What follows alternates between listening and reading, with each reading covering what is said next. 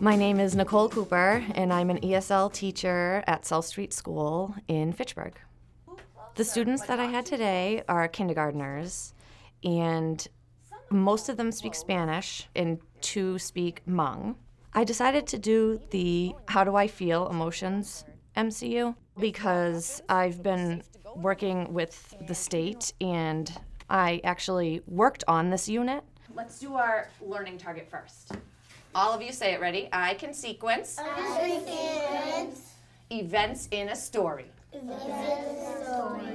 you remember what sequence means? Yeah.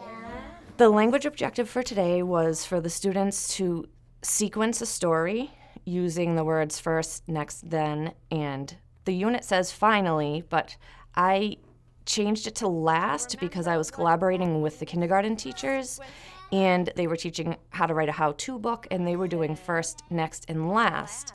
So I changed it to last so that it would go along with what they were doing in their classroom. In a river deep in the forest, there lived a large crocodile.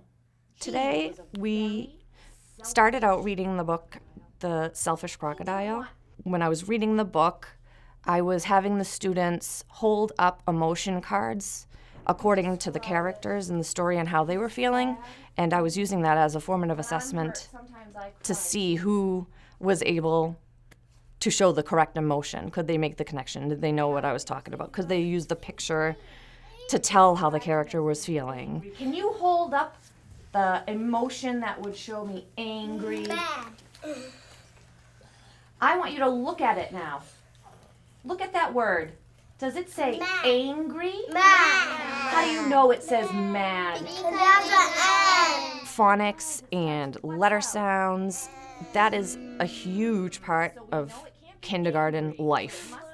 Even when I'm reading the book or they're holding up their card. Look at that card. What was the first sound? You said angry, but what's the first sound? Okay, so it can't be angry. So I'm trying to incorporate in reading skills, reading strategies in with my whole group lesson. How did they all feel? Describe their emotion. Scared. Show me that card. You're going to turn to your partner and you're going to tell them how you would feel. Turn and talk. I'll listen to their answers, see what they're saying, or if they are responding to the group, I'm listening then. I also keep notes on each child. They have a folder, and I'll jot down notes. We're going to talk about our sequencing words. That means we're going to put the story in order. Yes, you remembered. So we're going to say what happened first, next,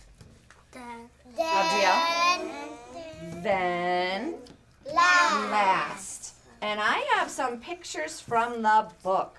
I had printed out 4 pictures from the story, from the beginning, 2 from the middle, 1 from the end. And I showed them the pictures, and I wanted them to be able to tell me which picture came first in the story, next, then, and last. And I also wanted them to use pronouns. Is this crocodile a boy or a girl? A boy. A boy.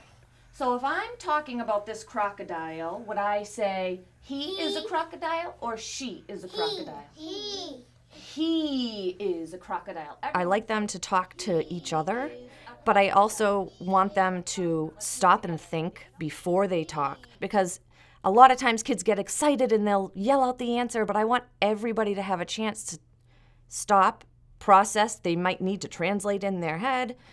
I want them to have that time to be able to do that, to be able to get the answer on their own and not just hear somebody else say it. You're going to take your 4 pictures and look at them and say, what happened first? Another thing that I adapted for this unit was the graphic organizer.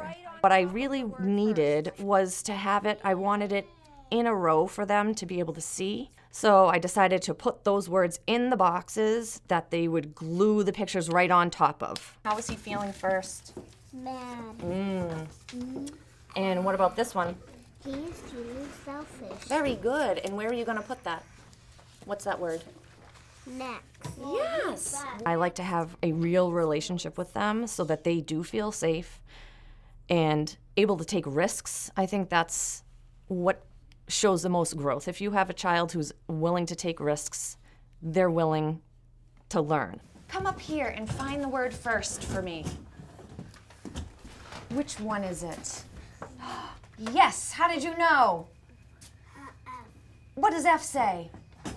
Yes. So there's a rubric at the end of the unit. So when the children are doing the SEPA, you score them on the rubric. I have the rubric out before I teach any of the lessons because I really want to know what is it in this unit that I'm focusing on. So when I'm teaching the units, I'm thinking about it and looking at the rubric to make sure that I'm hitting on it so that when we get to the SEPA, it's not something new to them. That's what's great about these units. They build on the goals and what you want the child to know in every lesson. So you really can be flexible. You can really do what works for you. You don't have to follow it exactly as it goes, but it is great to incorporate all the language that the children need. I'm going to say a person from the book, a character. I want you to point to the character I say. In my reading groups, I try to incorporate in what I'm teaching in the unit. I want everything to be connected. I don't want it to feel disconnected. A clown. Yes, that is a clown. This has really helped me to make sure that I'm getting in listening, reading, speaking, and writing, all four. And this has done it in a way that has helped me as a teacher to just always look at my teaching in that way. Where is the police officer? Right here. Right here. Right here. It's very important to talk about each child with the content teacher to make sure that you're working together with the teacher to build the skills that the student specifically needs. Thank you. We all share this responsibility.